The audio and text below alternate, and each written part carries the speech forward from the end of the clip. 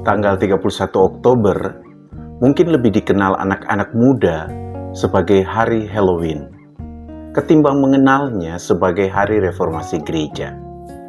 Anak saya Pandu juga kalau ditanya tanggal 31 Oktober itu hari apa, dia akan menjawab hari Halloween. Namun gereja-gereja di seluruh dunia tahu persis bahwa tanggal 31 Oktober adalah hari reformasi gereja. Dan ketika kita merayakan hari reformasi gereja, kita diingatkan bahwa gereja dan juga semua lembaga-lembaga keagamaan harus bersikap kritis terhadap praktek-praktek yang tidak benar dalam gereja dan juga dalam masyarakat.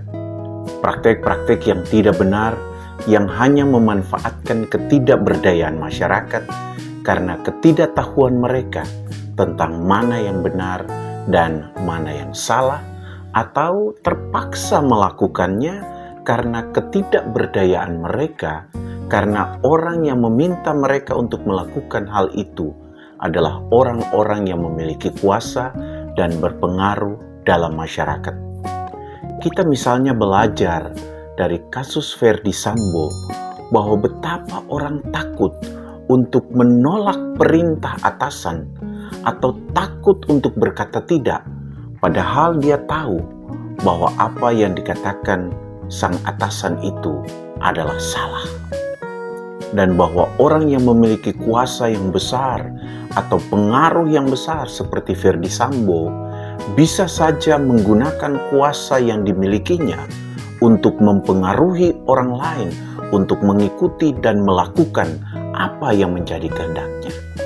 Untuk itu, gereja dan orang-orang Kristen serta lembaga-lembaga keagamaan dan juga semua orang beragama tidak boleh berusaha mempengaruhi orang lain untuk melakukan apa yang menjadi kehendaknya yang salah atau yang secara etis dan moral adalah hal yang salah.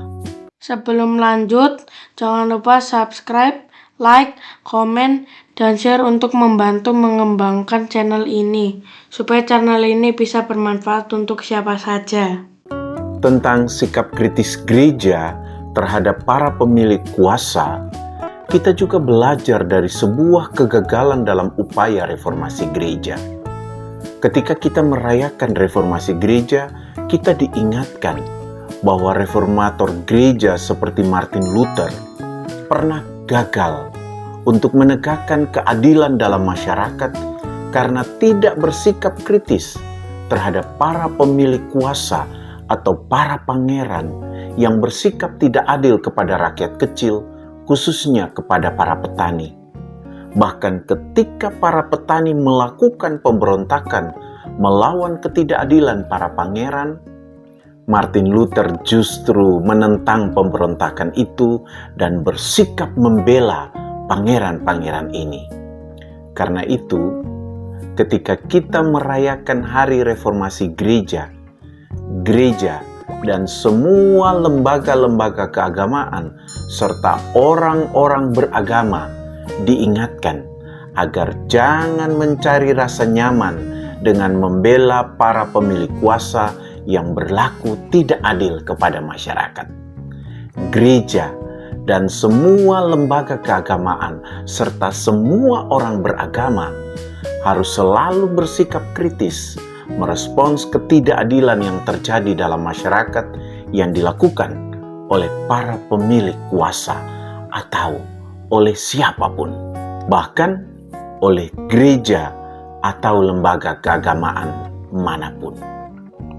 Demikian pula, reformasi gereja mengingatkan kita semua bahwa gereja dan juga lembaga-lembaga keagamaan, apapun lembaga keagamaan itu, dan juga termasuk semua orang beragama harus bersikap kritis terhadap upaya-upaya menafsirkan tradisi atau ajaran-ajaran atau aturan-aturan yang ada untuk meraih apa yang menjadi keinginannya.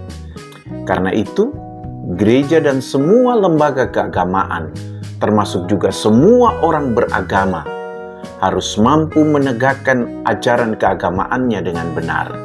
Dan begitu juga melakukan aturan atau tatanan yang ada dengan adil dan benar demi kepentingan, kebenaran, dan kebaikan semua umat manusia dan juga keutuhan ciptaan Tuhan. Bukan untuk kepentingan pribadi, sekelompok orang, atau golongan, atau komunitas, bahkan untuk kepentingan manusia saja. Ini tidak mudah, tetapi kalau kita berkomitmen untuk merawat kehidupan, maka lakukanlah apa yang baik dan benar, dan bertindaklah dengan adil dan benar dalam merespons segala ketidakadilan dan ketidakbenaran yang terjadi. Salam reformasi, salam keadilan dan kebenaran. Teriring ucapan selamat merayakan Hari Reformasi dan selamat ulang tahun untuk Gereja Masehi Injili di Timur, Gereja Protestan di Indonesia bagian Barat, Gereja Keesaan Injili Indonesia, Gereja Kristen Sulawesi Barat, dan Universitas Kristen Duta Wacana. Dan untuk anak-anak generasi milenial, selamat merayakan Halloween.